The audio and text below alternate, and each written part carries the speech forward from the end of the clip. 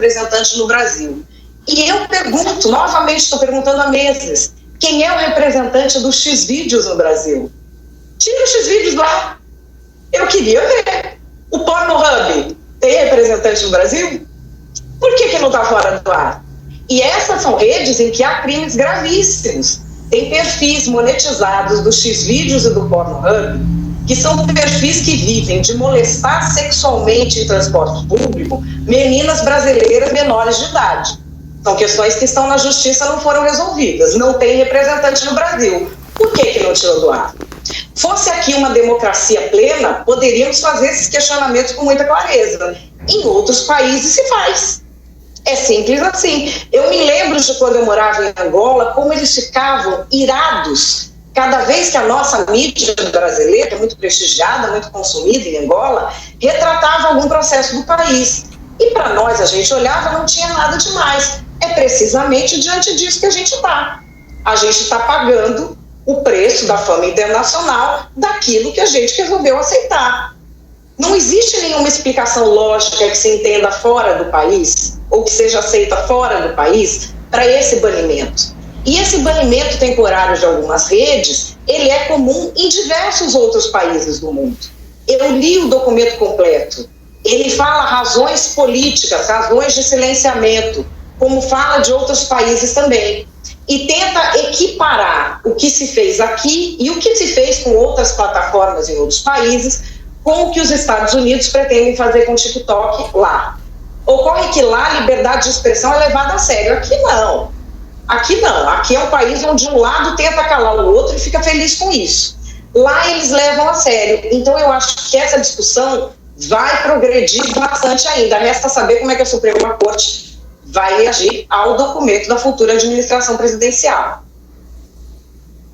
E que ameaça proibir o TikTok, ela entra em vigor no dia 19 de janeiro, é um dia antes da posse do Trump, marcada para o dia 20. Por isso esse documento enviado por Donald Trump à Suprema Corte, ele pediu mais tempo para que o governo busque uma resolução negociada.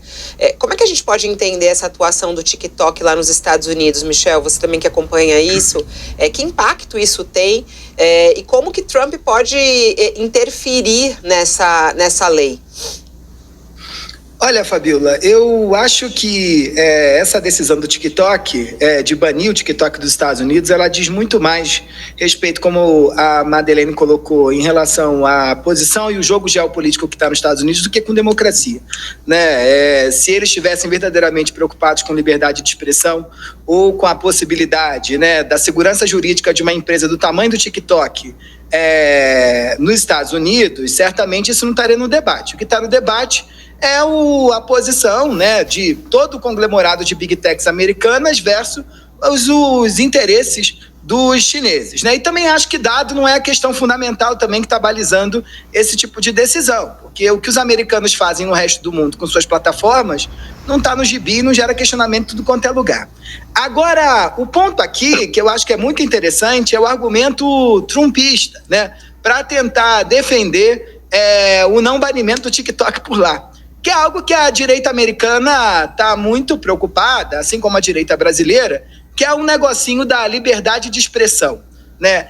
Verdadeiramente nos Estados Unidos, como o Madá colocou, liberdade de expressão é um assunto central à dinâmica cotidiana. Quem já teve a oportunidade de ir aos Estados Unidos sabe bem que você vê em Nova York, pelas ruas de Nova York, gente com placas falando coisas horrorosas, mas se dá o direito daquela pessoa manter aquilo, dado que é uma das emendas fundamentais da Constituição. Mas acho que tem um aspecto importante aqui de como é que a direita lida com isso, né? E as redes sociais têm um papel fundamental, porque a liberdade de expressão, ela, óbvio, diz respeito à tua possibilidade de expor suas opiniões e visão de mundo com total liberdade dentro do ambiente público, do espaço público, mas ela esquece algo que é fundamental nas dinâmicas cotidianas, que é a moralidade. A gente fala aquilo que a gente quer falar ou tem desejo de falar, mas a gente também precisa ter consciência na hora que está falando, o que os outros vão achar do que a gente está falando. Apesar do ambiente ser livre ou ter a liberdade de expressão como meta fundamental, todos nós, quando estamos falando, não importa se somos de direita ou de esquerda, estamos preocupados com o que os outros vão achar do que a gente falou. E o que acontece é que a direita americana, assim como a direita brasileira, é composta por um exército de ressentidos, né? Sobretudo essa extrema-direita trumpista. E esses ressentidos, nas dinâmicas cotidianas, nunca tiveram a possibilidade de dizer o que pensavam, porque o ambiente social não os permitia. E o que a rede social dá para eles é que eles se agrupam em bolhas e têm a possibilidade de ali encontrar os seus e poder falar tudo aquilo que pensam ou têm vontade de dizer, sem se preocupar com o peso da moralidade sobre seus comportamentos. E é sobre isso que é o questionamento trumpista, assim como esse é o questionamento dos bolsonaristas em relação ao X ou em relação a outras plataformas, né, de aplicativos de mensagem como o Telegram ou o WhatsApp e por aí vai. É que tipo de lugar é esse onde eu vou poder me reunir com os meus para falar aquilo que eu quero sem ter um olhar torto sobre o meu comportamento ou sem ter uma visão, né, ou alguma retaliação em relação àquilo que eu estou dizendo.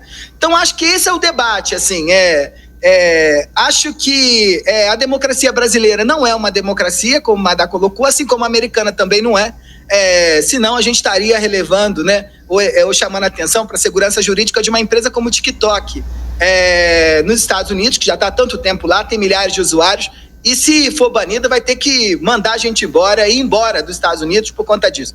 Só para chamar a atenção, assim, o TikTok, ele é uma plataforma chinesa, né, com origem chinesa, mas quando ele virou TikTok, porque na China ele tem um outro nome, ele é o mesmo aplicativo, com a mesma dinâmica, mas nos Estados Unidos que ele ganha esse nome de TikTok. Ele tem uma premissa totalmente americana, na forma como se organiza.